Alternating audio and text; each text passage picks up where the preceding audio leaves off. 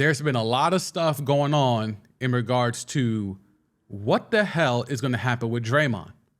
There's been a lot of rumors about him walking away. There's been, people have been making memes up about him and LeBron and all that stuff, and maybe him connecting with the Lake Show. But ultimately, the Warriors can still pay him the most money. And at the end of the day, Draymond is never going to be treated as a king anywhere else but the Bay. So it makes all the sense in the world why he would want to stay, and he's been on the record saying as such.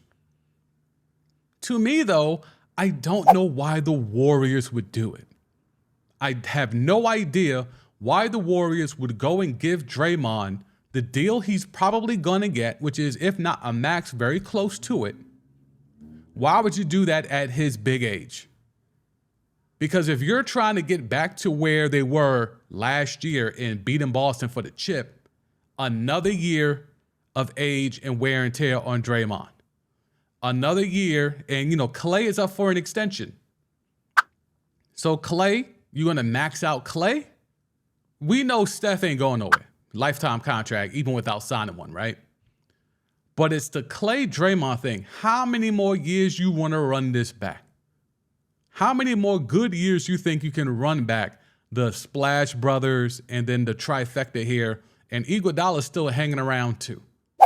I wouldn't be surprised if we let a lot of these dudes go, to be quite honest with you. Like, you give the bag to Draymond, I guess you kind of have to bring back Iguodala. If you're going to run it back with Draymond, you might as well run it back with Iguodala. And I think he's tweeted as much that he's not retiring.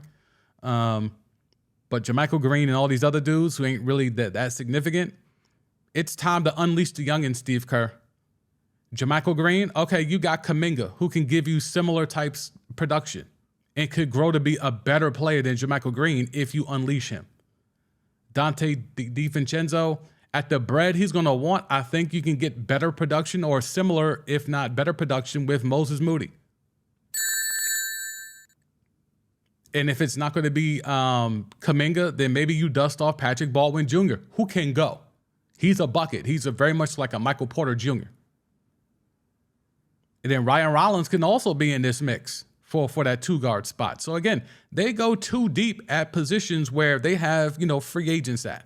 The way that we talk about this Warrior team, we're ignoring a lot of the missteps that the front office has done in kind of retooling on the fly, rebuilding on the fly, or, supplanting the losses of vets.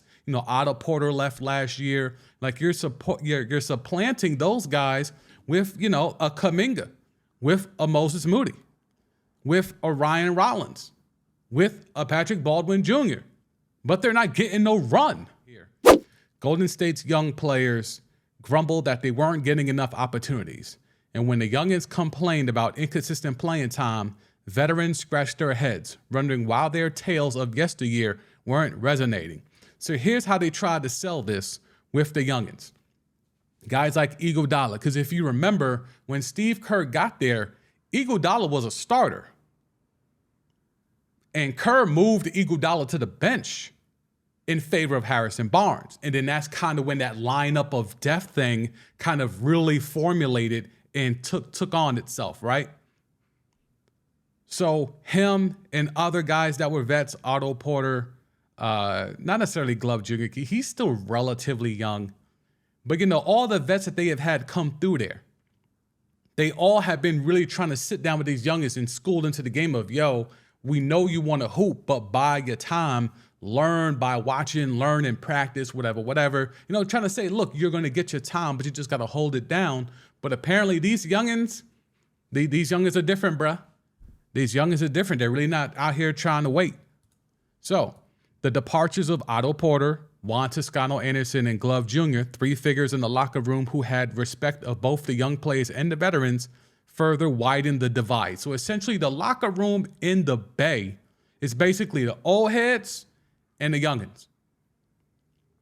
And the vets, like Otto Porter, Juan Toscano-Anderson, and Glove Jr., were kind of the bridge between the old heads and the youngins. But when those guys left, there was nobody in the middle there to help fill in that gap and bridge the gap. So the old heads were on one side and the youngest were on the other, and there was definitely a personality clash.